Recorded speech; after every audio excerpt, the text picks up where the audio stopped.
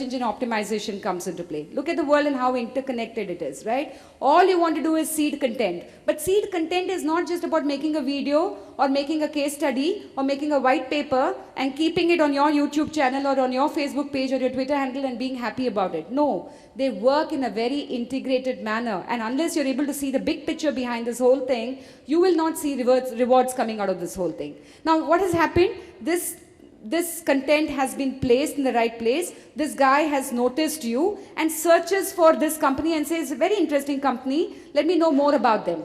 The minute you do that, you must make sure, meanwhile, your website is aligned with search engine optimization and marketing techniques, right? That happens, and obviously your company's name gets thrown up on those results, which leads to, which leads to a lead at some point of time. So there are many different things that can happen. So because you were listening, you tracked an RFP, you managed to find relevant influencers, you started to seed content into these relevant influencers because you found their social mapping and their social identities across the social space, right? And at some point, that person looked at your content in interest, searched for you, found you, and that resulted in some kind of growth. And that's really what happens. So the second thing that I want to share with you all, friends, is that the first thing I'm asking you to do is really listen. And listen, yes, I understand.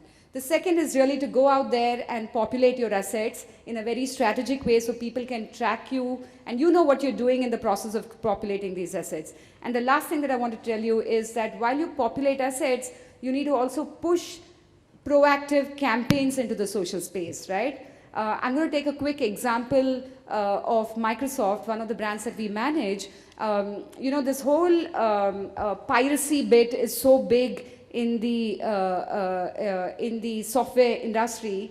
So one of the campaigns that Microsoft wanted to kind of build awareness to was really in the B2B space was to actually educate the B2B audiences to say no to piracy, right? So what I'm saying is that while you can populate your assets, you also will need to pick your important challenges, focus on those challenges, and actually drive specific campaigns and content into the social and digital space on that specific messaging so that you can measure to see if those campaigns caused some results on the other side. So 3 things. Listen, because listen does give you, if handled in a strategic manner, it can give you growth and results. The second thing I'm asking you to do is to go back and populate assets in a very strategic way. The third thing I'm saying is that push proactive campaigns into the social space so you're able to see actual results coming out of this whole thing.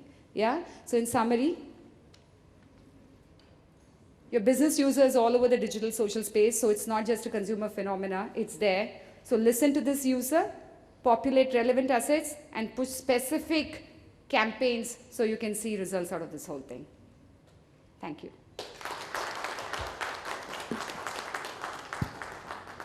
Thanks, Anusha. I had some really tough and nasty questions for both of them, but I can see that we have woefully exceeded on time. So I'm going to skip my questions and be nice to them and leave the floor open to the audience to ask the questions. I don't want to deprive them. I will talk about my meeting with Mr. Kotler when I was doing my management course. See, very few speakers talked about what a marketing person should do, except Mr. Jain. Mostly people focused on technology. Back then I asked Mr. Kotler a question, very childish question. Sir, I am done with your book, what I should do next? Then he said, Alok, being a marketing person, customers should be at your center.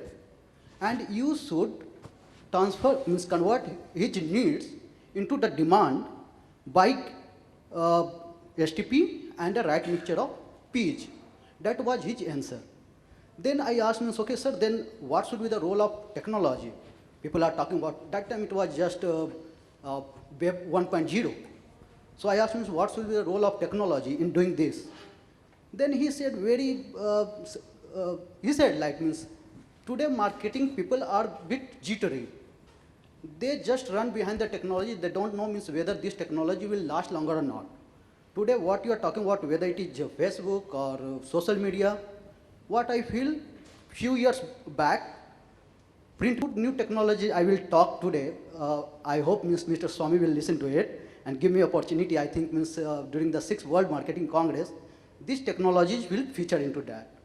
One will be virtual commerce, which will completely take away e-commerce.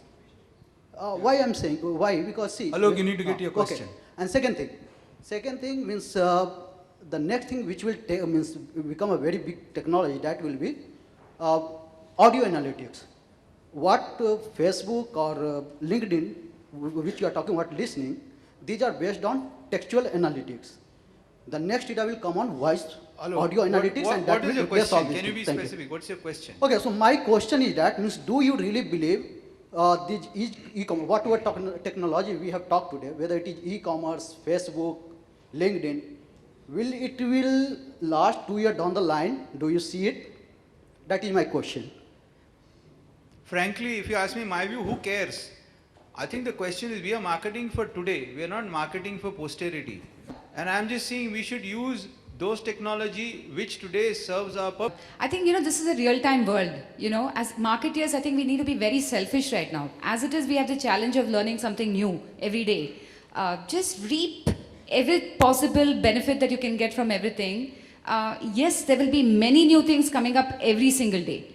And as long as we have an open mind to learn again and, and benefit from every single new solution, we are winners. I just want to add one point, and that was a question I had actually reserved for him. I genuinely believe that this word called Chief Marketing Technology is all bunkum.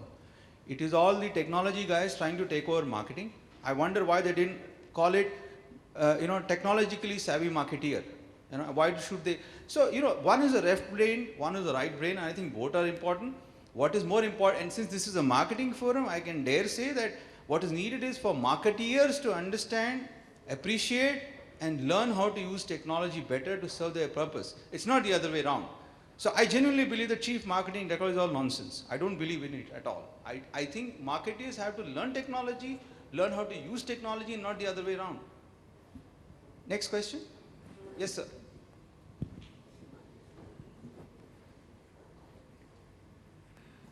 Yeah, you shared. From your experience, could you share a few examples of good B2B companies in manufacturing or engineering domain who have done good B2B marketing or branding? Yeah, so let me take that question. I think I'm glad you asked that question. It's a very good question. Just because we have platforms doesn't mean we have to be there. Very often I go into a client place and client says, hey, we've not done anything on LinkedIn. Right? Let me ask you this question. Why does anybody have a profile on LinkedIn? What's a single reason? For a job? Yeah. So is this person in the mood to actually hear your business spiel and, actually absorb content from that side?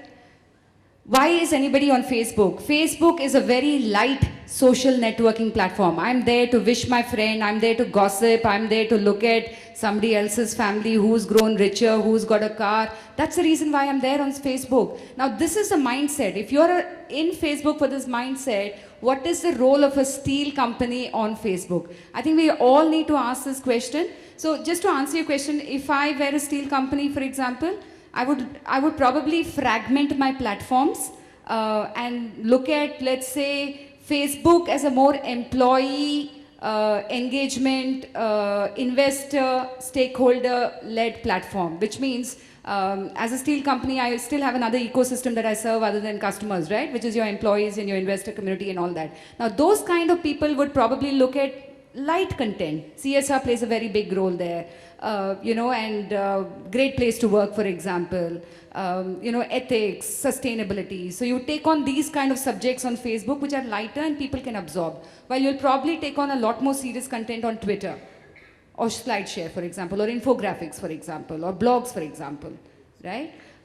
Did I answer your question? One last question, yeah.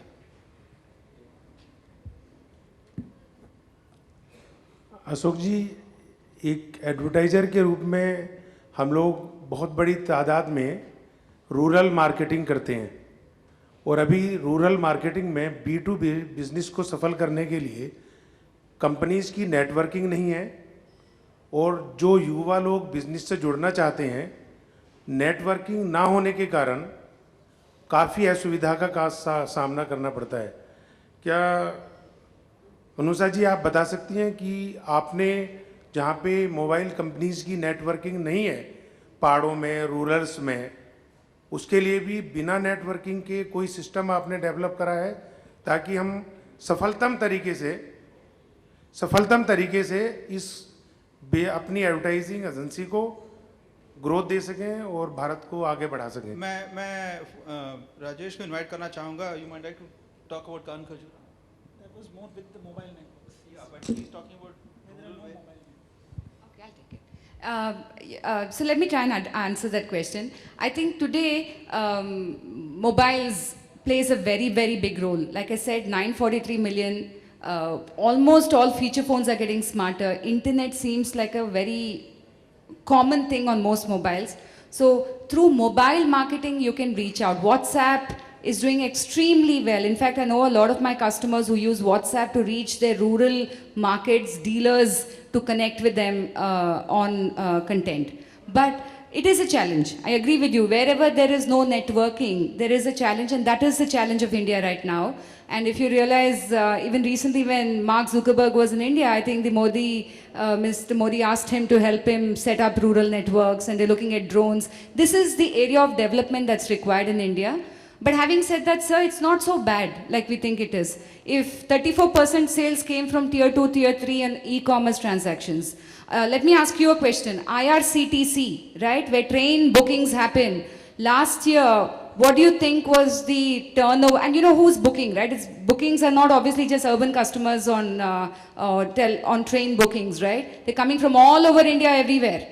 And their revenue last year was much higher than all the e-commerce platforms put together, right? Anusha जी मेरा प्रश्न ये है नहीं जो आप उत्तर दे रही हैं. Okay, I'm मेरा sorry. प्रश्न ये है कि जो हम तरक्की कर चुके हैं उसके लिए तो हम सब धन्यवाद के पात्र हैं. हाँ. जो हमें आगे तरक्की करनी है उसके लिए क्या कोई आप पे सॉल्यूशन है ताकि एडवर्टाइजिंग एजेंसीज भी बढ़े, कंपनीज भी बढ़े, आप लोग भी बढ़े, मीडिया भी बढ़े, सब लोग बढ़े? मैं ये जानना चाहता हूँ आपसे. It's a nice question, but I wish I had all the answers to life. I would be God. But I'm saying infrastructure is slowly growing in the country. And unless infrastructure grows, you can't find that level of reach into rural areas like we are saying. I think enough amount of, with 4G, for example, with, for example, Snapdeal, jo e-commerce player hai, they're actually setting up kiosks all over rural areas. Wherever there's no network and computers available, they're setting kiosks so people can go and transact. They actually have people to help people and women understand. Big Bazaar, for example, is doing something called Big Bazaar Direct, which is for rural networks. There are women actually carrying tablets and helping people place orders from smaller towns. Answer really is in infrastructure. I don't know if you want to take this question, Ashok, but... I think we'll take that question offline because there's no straight answer to it. But short answer is yes, unless there is fundamental infrastructure, whether it's a phone or a laptop or electricity or internet, many of these new technologies won't work in rural. Short answer. We'll all hope that like Akhilesh ji, everybody will start giving laptops free to people and then hopefully life will improve. I would like to close the session with that. Thank you very much, Rajesh and Anusha. And thank you for being a good audience. Big round of applause, ladies and gentlemen. Once again, thank you to our speakers for really valuable insights and perspectives. I'd request Congress Chair to step up on stage, Mr. S.K. Swamy, and do the honors of felicitating our... so first for the lady, ladies and gentlemen, big round of applause for Ms. Anusha Shetty.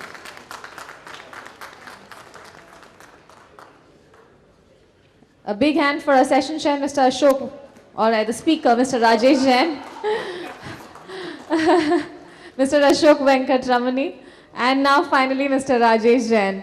Big round of applauses once again, ladies and gentlemen, for our esteemed speakers. Time for a photo opportunity with them. And after that, ladies and gentlemen, we need to still be here because we have some very valuable takeaways from our Congress chair that we're all going to hear very, very quickly. And then, of course, we have to all deposit those feedback forms that we have on our desks, but we have to give them at the registration desk. Now I would request our Congress Chair, Mr. S.K. Swamy, to share key takeaways from the 4th World Marketing Congress. Mr. Swami, if I may request you to share key takeaways and also do the word of thanks very quickly. All right. Okay, then big round of applause for our Congress chair as well, ladies and gentlemen. And thank you very much.